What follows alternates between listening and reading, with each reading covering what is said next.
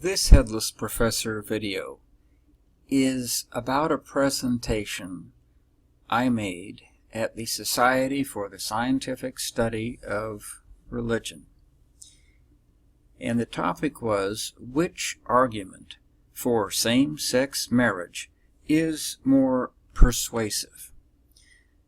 This was based upon a paper authored by my student Jackie Corona, who is now at University of California, Riverside.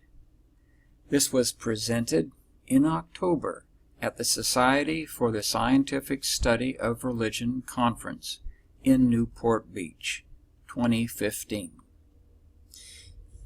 If we look at the polling data over the question of support for marriage equality, we will see that what has happened is the support has steadily increased over the past 20 years to the point where it now has a majority of the voters supporting the idea that two people should be able to get married together, regardless of whether one person is a male and the other is a female.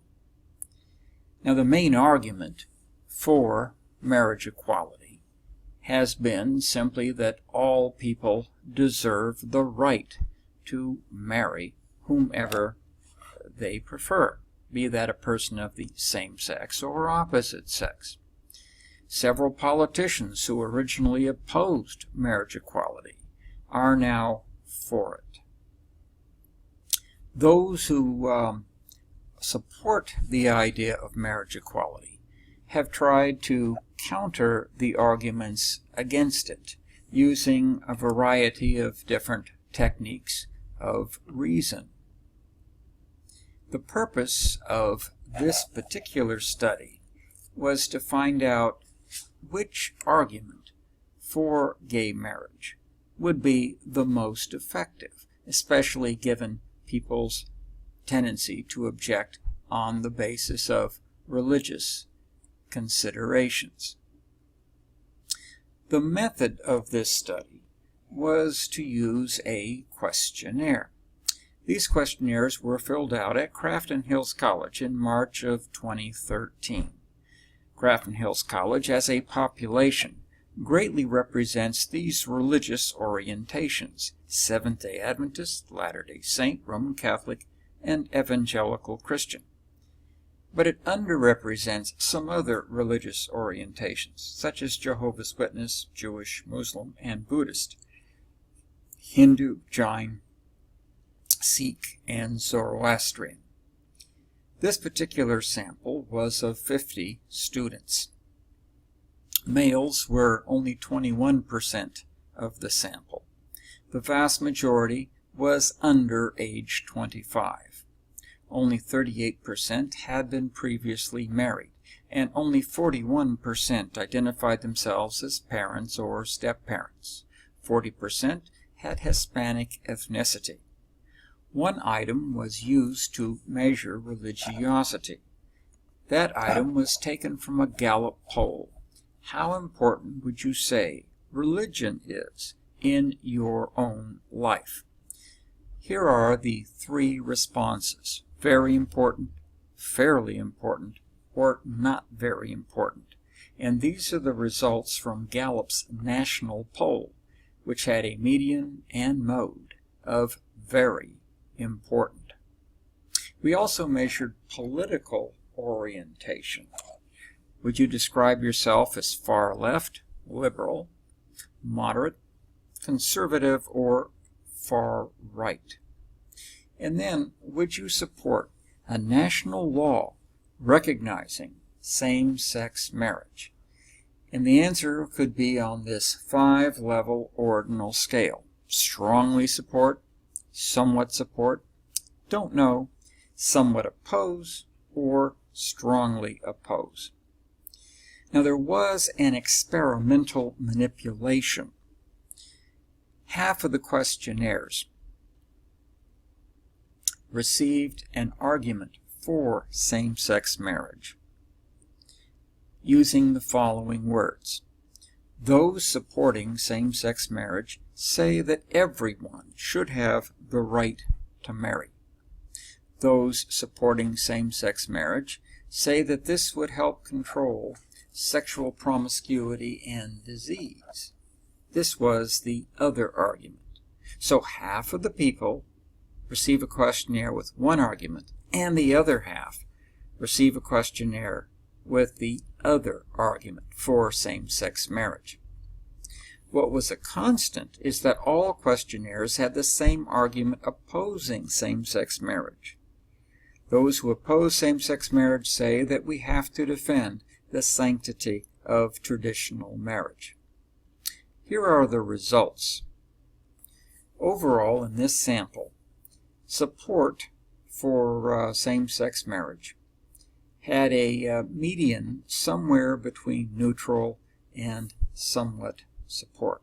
We had the full range of responses, with some people totally opposing and some people totally accepting same-sex marriage. Here are the norms on political orientation. No one claimed to be far left. The median and the mode was moderate. What we noticed is that conservatives were more likely to oppose same-sex marriage.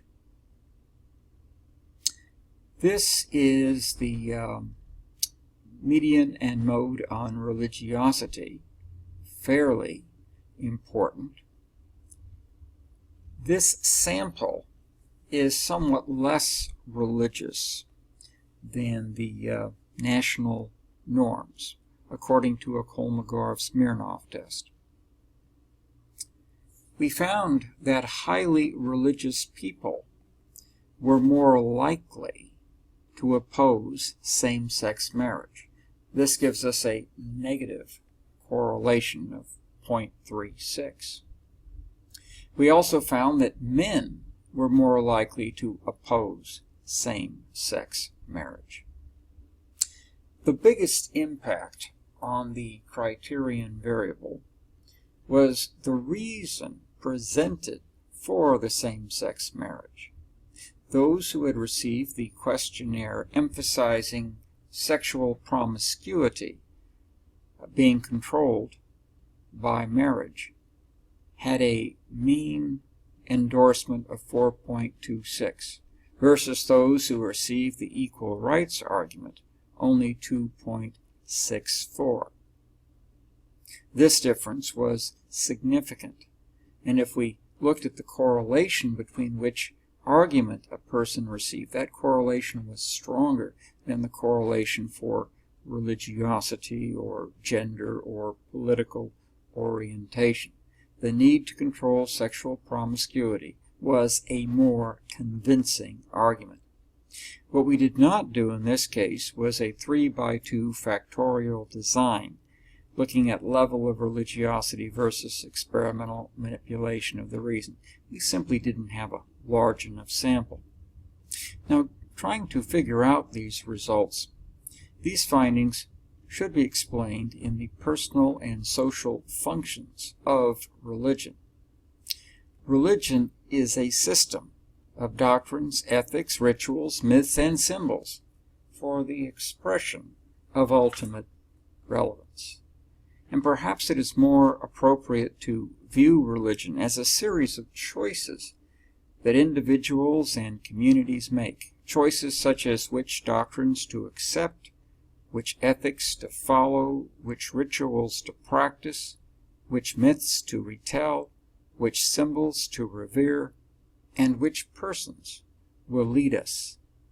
The behavioral components of religion, ritual, and ethics are more important than doctrine. Although it is doctrine that gives us the cognitive reframing that enables religion to bring new understanding of ourselves and our conditions, it is the dozens of daily inspired acts of self-restraint, ethics, and communal celebration, ritual, that enable people to grow in their commitments. In other words, religion is more action than thought, more process than product. We must understand that religion deals with this realm of human relevance which claims to be ultimate. And here we're talking about the most important values, such as absolute duty and salvation. This is a deontological ethical approach. We have to distinguish this ultimate realm in which religion functions from the utilitarian world of mere technology. That deals with the practical, profane world, concerned with such things as health and wealth, comfort and convenience. Now, why was the promiscuity argument more effective? One possible reason is that it does not require a religious person to admit that he was wrong about his moral judgment. It functions not on the realm of morality, but in the realm of utility. The promiscuity argument does not require modification of stereotypes about gays as promiscuous. Future research on this topic should use a larger sample and perhaps modify some of the instructions and experimental manipulations given. And of course, we could use other sites to achieve a survey of other populations. We also have to look at other possible moderating and confounding variables. The other thing is that religious studies must use qualitative research methods, such as focus groups and ethnographies, in addition to, rather than instead of, the more quantitative research techniques that we looked at here. So the next cycle of research should utilize qualitative research methods to figure out the relationships between religious components and the cultural context in which they are accepted. That was the presentation about same-sex marriage. To take a look at the full paper, go to this link. For the slide presentation, go to this link.